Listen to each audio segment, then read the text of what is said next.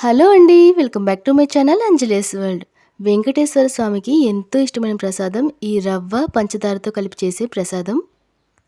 చాలా రుచిగా, కమ్మగా, ఎక్కువ రోజులు పాడవకుండా ఉంటుంది. ఫస్ట్ ఏం చేయాలంటే నేతిలో బాదం పప్పు, జీడిపప్పు ఇంకా మీకు ఇష్టమైన డ్రై ఫ్రూట్స్‌ని వేసి వేయించుకోవాలి. ఇవి మొత్తం చక్కగా వేగిపోయిన తర్వాత తీసి పక్కన పెట్టుకోవాలి. ఇప్పుడు ఇదే నేతిలో ఒక కప్పు నూక గోధుమ రవ్వని కూడా వేసి వేయించుకోవాలి. ఈ నూక గోధుమ రవ్వ మనకి కిరాణా స్టోర్‌లో దొరుకుతుంది. నూక గోధుమ రవ్వ అంటే ఏం లేదండి, మనం అన్నవరం స్వామి ప్రసాదానికి వాడతాం కదా, అదే రవ్వ. ఇప్పుడు నేను చేసే ప్రసాదం ఈ గోధుమ రవ్వతో చేస్తేనే రుచి చాలా అద్భుతంగా వస్తుంది. నేతిలో ఈ రవ్వని బాగా వేయించుకోవాలి. అడుగు అంటకుండా ఇలా కలుపుతూ వేయిస్తూ ఉంటే మనకి రవ్వ వేగిపోయి అక్కడక్కడ తెల్లగా వస్తూ ఉంటుంది. ఇలా వచ్చిందంటే మనకి రవ్వ చక్కగా వేగిపోయినట్టే. ఇప్పుడు దీనిలో 1 కప్పు రవ్వకి 2 కప్పుల నీళ్లు తీసుకోవాలి. నీళ్లు ఇంకొక అరకప్పు ఎక్కువైనా పర్వాలేదు, బాగా ఉడికితేనే టేస్ట్ బాగుంటుంది. ఎందుకంటే గోధుమ రవ్వ బాగా మెత్తగా ఉడికితే పంచదార వేసినప్పుడు పదునవ్వకుండా ఉంటుంది. నీళ్లు పోసిన తర్వాత 1 నిమిషం మూత పెట్టి రవ్వని ఉడికించుకోవాలి.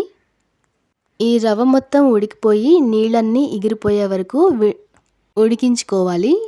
రవ్వ ఉడికిందా లేదా అనేది ఒకసారి చెక్ చేసుకోవాలి, లేకపోతే కొద్దిగా నీళ్లు పోసి ఉడికించుకోవాలి. ఇలా మొత్తం ఉడికిపోయిన తర్వాత 1 కప్పు పంచదార వేసుకోవాలి.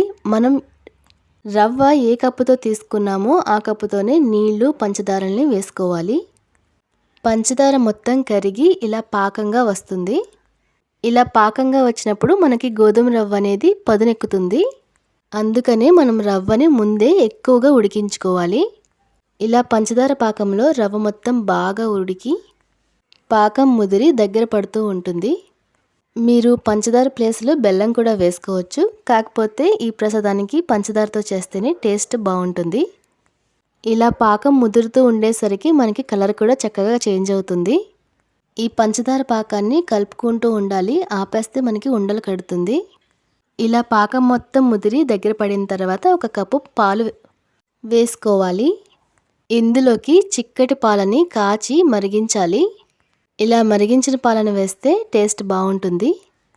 ఇలా పాలు పోసి కలుపుతూ ఉంటే మనకి రవ్వ కొంచెం పదునేమైనా ఉంటే అది ఇప్పుడు ఉడికిపోతుంది. ఇలా పాలలో రవ్వ మొత్తం ఉడికి దగ్గర పడిన తర్వాత ఇందులో యాలకుల పొడి వేసుకోవాలి.